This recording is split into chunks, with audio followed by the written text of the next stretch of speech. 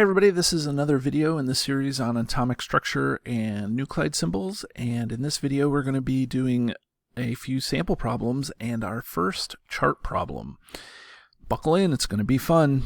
Here we have two nuclide symbols without the atomic symbol given, so we don't know what atom it is. Maybe we can do what the question says, and after we determine how many protons, neutrons, and electrons there are, we can name the element. But very straightforwardly, determining the number of protons becomes something that can happen. So we know that the number of protons is 16 because that's this number here. Okay, now the number of neutrons, here's a neat trick for determining the number of neutrons, because the number of neutrons is related to this number here. So it's the number of protons plus the number of neutrons equals this. Well, if the number of protons is here, 16, and this is the total, what I can do is I can set this up just like a column math problem that you used to do in 3rd or 4th grade, and you do this and you get 33 minus 16 is 17. So the number of neutrons in this problem is 17. And now the number of electrons becomes a little more straightforward, because here, notice there's no value here. This is indicating that it's neutral. A neutral atom is always going to have the same number of protons as electrons. So now we'll come over here to the second problem and we'll do the same thing that we did with the first. The number of protons is the most straightforward of the ones to answer because that's just this number in the bottom corner. And now in order to determine the number of neutrons, again, we're going to set up our column math. We'll do 88 minus 38, and that's a 0 and 5. So the number of neutrons here is equal to 50. And then again, the charge here, it's 0. So that doesn't mean that the number of electrons is 0. That means that the number of protons equals the number of electrons. These two things cancel each other out, meaning that there is no charge. So the number of electrons in this case is 38. Now it asks us to name the element, and so in order to name the element, we get out our periodic table, and we will see that element number 16 on the periodic table is the element sulfur.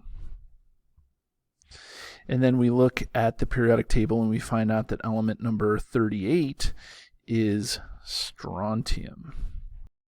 I think we're ready to do our first chart problem. Okay, so now here is a chart problem where we can take the information that's given to us in the chart and fill out the rest of the table given the information that we just learned. So for this first column here, okay, we have to look at sodium on the periodic table, and we will get that the sodium has 11 protons. Now again, notice that there is no charge here. The fact that there's no charge here means that the number of protons equals the number of electrons, and so there'll be 11 electrons. The mass number is the number of protons plus the number of neutrons, so that's going to give us the mass number here. 11 plus 23 is going to give us the mass number of 34. The atomic number is just the number of protons, it's 11, and then the charge in this case, we compare the number of electrons to the number of protons, and they're equal, so that's going to give us a charge of 0. We also know from the nuclide symbol that there was nothing given, and so that also tells us that there is a charge of 0. So now we probably should finish the nuclide symbol. So remember, the number at the bottom is going to be the atomic number, and the number at the top is going to be the mass number.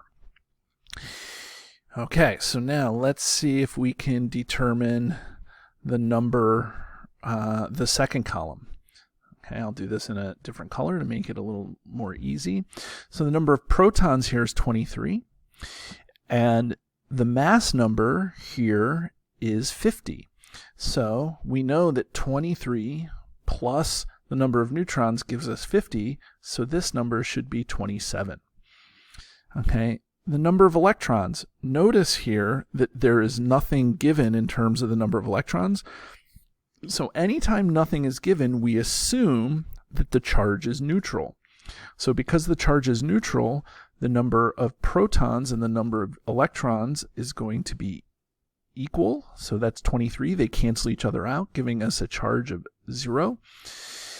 And now the atomic number is the same as the number of protons, so that's 23. This number is the same. This number is the same as this.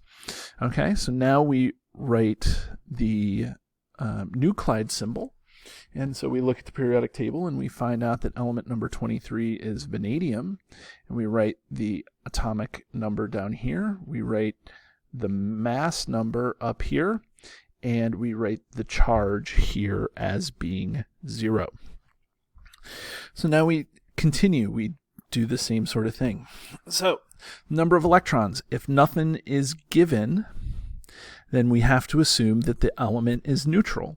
So if it's neutral, that means that the number of protons must equal the number of electrons. And again, I'll do a different color here. So that has to be 8. So that means that the charge is neutral, 0. And the atomic number is also the number of protons. Okay, so you see a pattern here that the number of protons is going to be, if it's neutral, the number of electrons and the atomic number. There's a lot of the same values here. And then the mass number is the number of protons plus the number of neutrons, and that's going to equal 17. So now we're going to write the nuclide symbol. We look at the periodic table and we find out that oxygen is element number 8, and we put the atomic number here, and we put the mass number up here. And now I'm not going to put anything in the upper right corner, because that's another way that we would write the nuclide symbol. If it's blank, we assume it's neutral. Okay, so now in the last column here, we're given a nuclide symbol and nothing else. Now we're going to fill out the column based on the nuclide symbol. So we can see that in the atomic number position, we have 27 protons. And then if we subtract the two, 60 minus 27, that's going to give us 33 neutrons. That's cool.